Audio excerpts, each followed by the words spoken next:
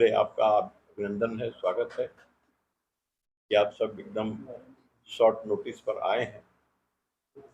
और कारण जिलाध्यक्ष जी ने बताया क्या विषय है। प्रमुख विषय है 10 लाख नौकरी।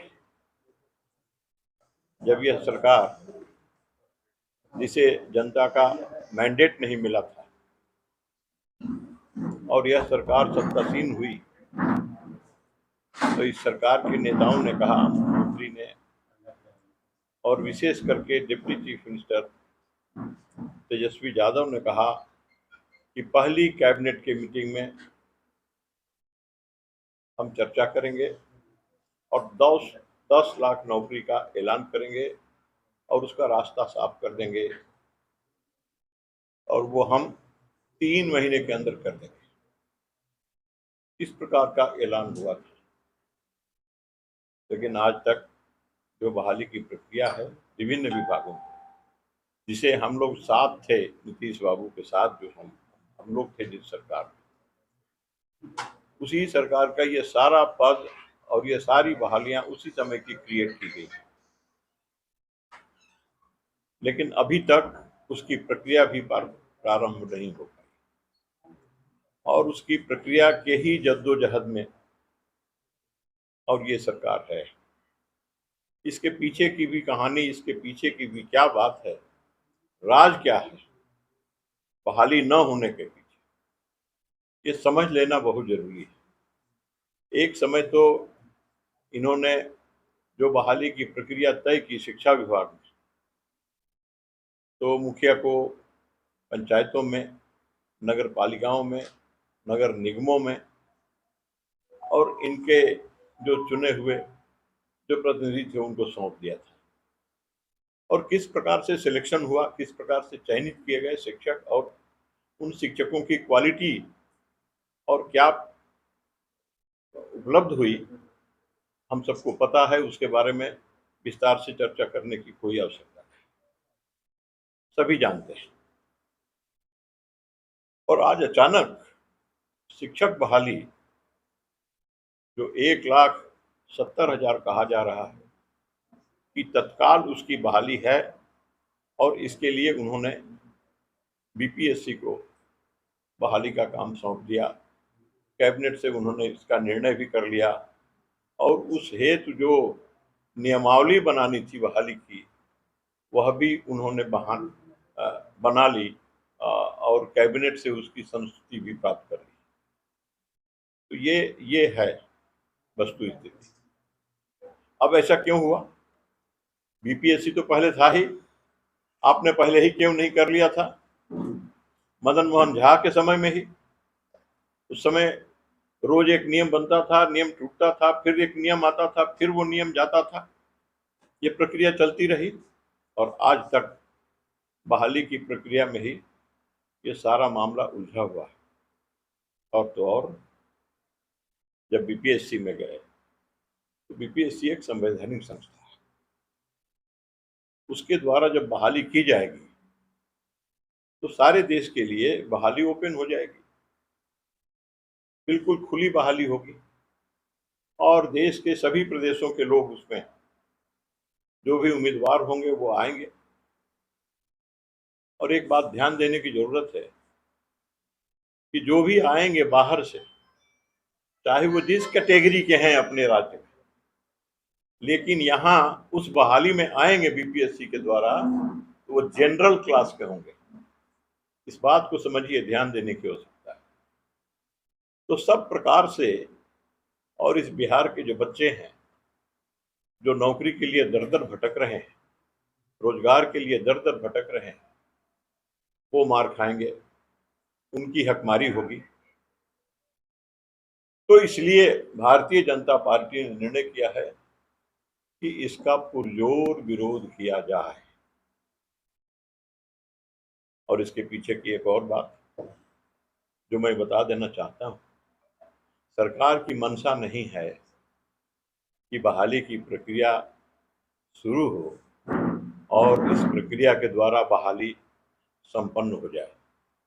सरकार चाहती है कि हम ऐसा कुछ करें कि बहाली प्रक्रिया के मामले में उलझ के रह जाए, और बहाली न हो पाए। क्यों? इसलिए कि जिस दिन ये बहाली होगी उस दिन 11,000 करोड़ रुपए की आवश्यकता पड़ेगी। 11,000 करोड़ रुपया इनके पास नहीं है।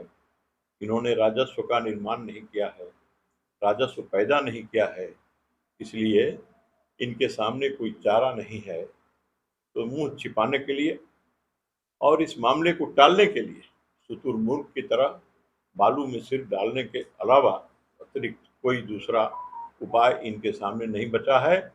इसको इसी प्रकार से खींच करके, और आप देखते हैं वर्षों से 2 महीने में होगा, 3 महीने में होगा, 6 महीने में होगा, कल होगा, परसों होगा, यहाँ तक बात हुई। और ये विभाग, शिक्षा विभाग, हम लोग साथ रहे तो भी और नहीं रहे तो भी ये नीतीश बाबू के साथ ही रहा है और आज भी राजद के पास है। तो नीतीश बाबू ही उसको देख रहे हैं, तो बराबर वो उसको देखे। और राजद और नीतीश बाबू मिल करके जो आज राज चला रहे हैं, इनके सामने अब दूसरा कोई चारा नहीं रहा। तो हम जानते हैं, आप भी जानते हैं कि बीपीएससी तो छोटी छोटी बहालियों को करा पाने में सफल नहीं है।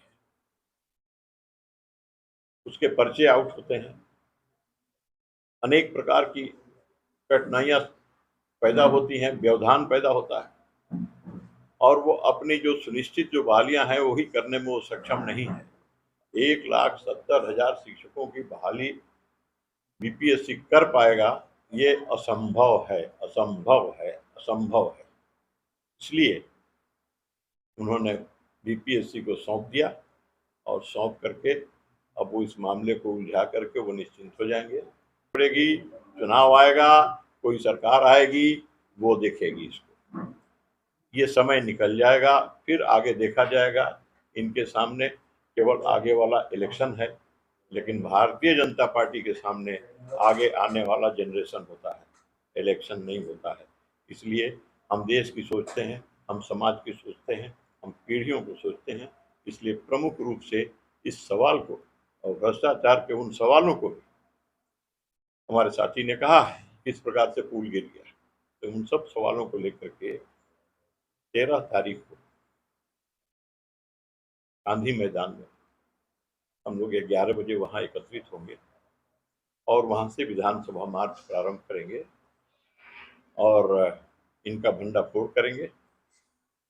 इस निकम्मी, इस भटियारी सरकार को सत्ता से हटाने का हम संकल्प लेते हुए आंदोलन को और उग्र बनाने का, आंदोलन को और रोषपूर्ण बनाने का और तमाम लोकतांत्रिक अधिकारों को अख्तियार करते हुए हम उसको और तीखा बनाने का प्रयत्न करेंगे और इनको।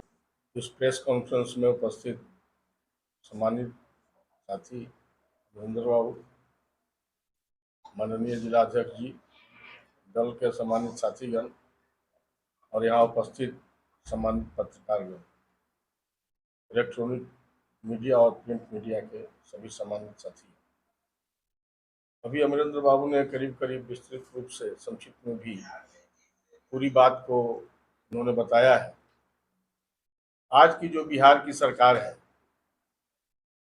जो आज बिहार में स्थिति है, सबसे ज्यादा जनता भयाक्रांत है, जनता डरी हुई, क्योंकि इस तरह का शासन जो अभी बिहार में चल रहा है, कई जगह इस तरह के काम किए जा रहे हैं कि भविष्य में जनता निश्चित तौर पर इनको नकारने का काम करेगी।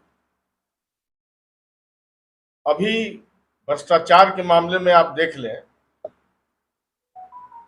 यहाँ सोन नदी का जो दोहन हो रहा है, जिसमें जो भ्रष्टाचार से पूरा लिप्त वो प्रकरण है, और साथ साथ में बिहार में कई जगह पुल पुलियों का भी आप देख रहे हैं कि आज पुल पुलिया बन रहा है, 2 महीना में पुल पुलिया उधस जा रहा है।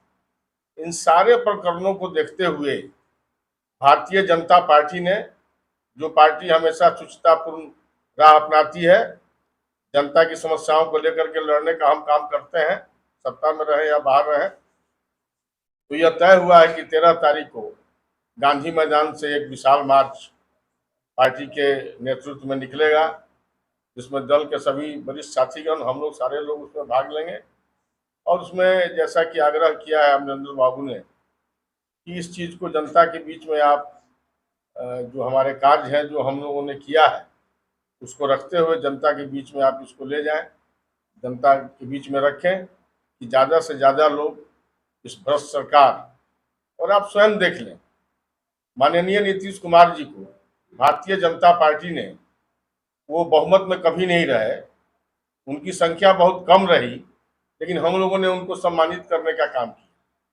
लेकिन वो रह रह करके कभी कभी या कई बार एक पलटू राम की तरह से इधर से उधर अपने आप को वो ये करते रहे, अपने आप को रखते रहे, और निश्चित तौर पर यह राज्य आज कहीं ना कहीं एक बहुत बड़े संकट में फंसा हुआ है।